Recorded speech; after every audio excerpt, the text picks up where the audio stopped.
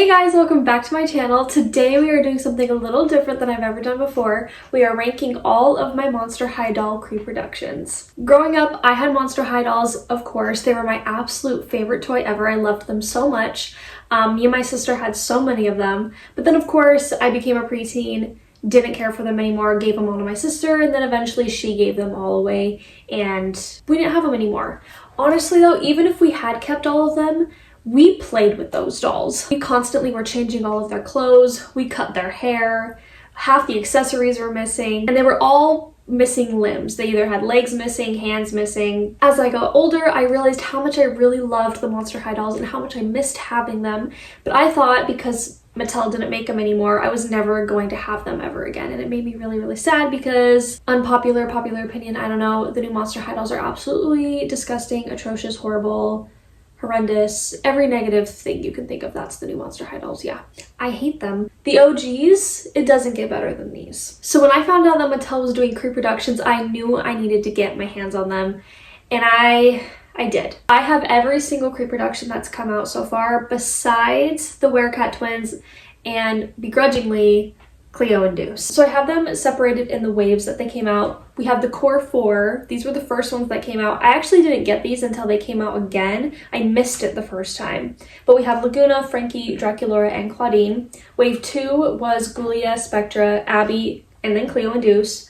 Wave 3 was Toralei and Operetta and the werecat twins. And then wave 4 was Venus, Rebecca, and Rochelle. And now I am so stoked. I really hope I can get them. Monster High just announced that they're releasing the Dawn of the Dance versions of Frankie, Draculaura, Claudine, Laguna, and Cleo. I need my hands on those dolls. Specifically Frankie, I need them so bad. Anyway, so without further ado, let's get into ranking all of them. Alright, before we get started, I just want to explain kind of how I'm doing this ranking. Obviously, it's really hard to pick who goes at the bottom and who goes at the top because I love them all so much. But I'm ranking them based on the dolls only, not the character, not the personality of the character, solely the look of the doll. Also, I will say that my ranking might be a little influenced by nostalgia. Had I never had Monster High dolls growing up and I was ranking them for the first time now, my lineup might look a little different. I don't know if you heard that, but there's kids screaming outside. But because I did have these dolls growing up and I had so much love for them and they hold so much nostalgia for me, my ranking is kind of influenced based on how I felt about them as a kid, which I think is fair, but just a little disclaimer. Okay, so at the bottom, which like I said, this is very hard to do because I love them all so much. So just because someone's at the bottom doesn't mean that they're any less special. It's just someone had to be at the bottom. And unfortunately, that person is Rochelle Goyle. I know people are probably going to be screaming at me in the comments, but I never had her growing up. That's partly why she's at the bottom for me. I just don't have a connection with this doll like I do for a lot of the other ones. She is very pretty, don't get me wrong, she's stunning. I love the color scheme. I love that she's French. These shoes are absolutely incredible. Are you kidding me? One of my favorite parts about her is her wings. I love how different it is and it's so fun. It's such a cool touch. She's really beautiful and I love this doll. But again, someone has to be on the bottom and unfortunately it's her. Next up, we have Abby Abominable. I originally put her under Rochelle just because I think Rochelle's doll is a little bit prettier. However, I did have Abby growing up. When I was ranking the dolls, I was thinking I would honestly rather have Abby than Rochelle just because of that nostalgia she has for me. She means more to me than Rochelle does. Even though I think Rochelle's doll is a little bit prettier, I would rather have Abby. I love how her skin is glittery, and I love how her hair is glittery as well. But I love how underneath it's like purple and pink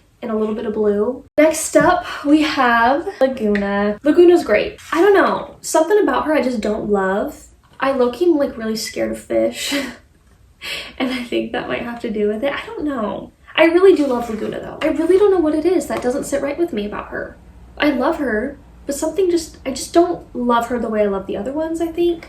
So that's why she's down at the bottom. Next up, this one surprised me when I started ranking them, and that's Rebecca. Originally, I was going to put her at the very bottom because, again, she was a doll I never had growing up, and so she doesn't hold anything special with me. I don't know, she's just a robot. A robot's not a monster. I do think it's creative, I do think it's clever. I'm not mad that she's a doll.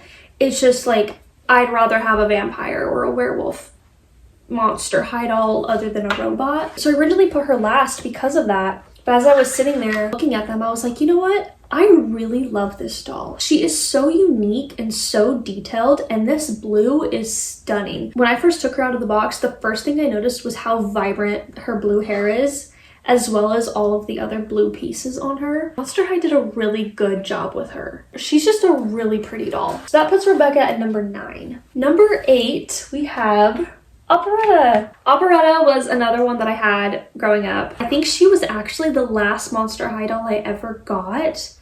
No, second to last. The last Monster High doll I ever got was Claudine. It was, I don't remember what series it was, but she was the one, she had like the curly purple hair and like it was shaved on the sides. I'll put a picture. She was the last one I ever got, but she was the second to last one I ever got. I think I got her for like because I specifically remember it was a birthday, and I want to say it was my 11th birthday. And I remember I was so excited to get her, and then I remember losing her outside in the winter because she like, I don't know, somehow I lost her in the snow and couldn't find her. And then I found her and she didn't have a leg. So she's really, really cool. I adore the detail on her arm and on her face. I do think that the jean capris are kind of atrocious. I love her guitar bag. The color of her hair is also so epic. Like, she's just so pretty, and I love this doll. Next up, Claudine. I want to love Claudine more than I do. I love that she's a werewolf. I love that her color is like purple and this like, I don't even know, it's like a coral, like a dark coral. I really, really love Claudine, but I want to love her more than I do. She kind of is like Laguna, where I'm like, I don't really know what it is that I just don't love, but I do love her. But again, I love others more. Coming in number 6, this one surprised me. We have Toralei. Her doll specifically is why we're not ranking these based on the character, because obviously if we were doing it by character, she would be last. Her doll is so cool. I love the stripes that are just all over her, the stripes in her hair, in her pants, on her leg. I love the gloves she has on her hands, and her outfit is killer. Like, she is a beautiful doll. And I also love cats, so I don't love the tail, but also like it makes sense for her to have a tail.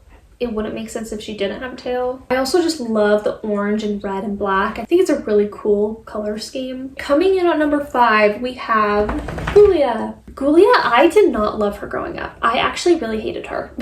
I don't know what it was. She just didn't stand out to me growing up. As an adult, I totally understand the hype around her. Her doll is so pretty. The blue and the red, oh my gosh, it's such an epic color combination that you like. It's those colors you don't usually put together, but then when you put them together, you're like, whoa. I love her outfit. I love her bag. I love her doll now. She's so cool. And number 4 is one of my favorite dolls from my childhood. That's Spectra. I actually dressed up as her for Halloween one year because I loved her so much.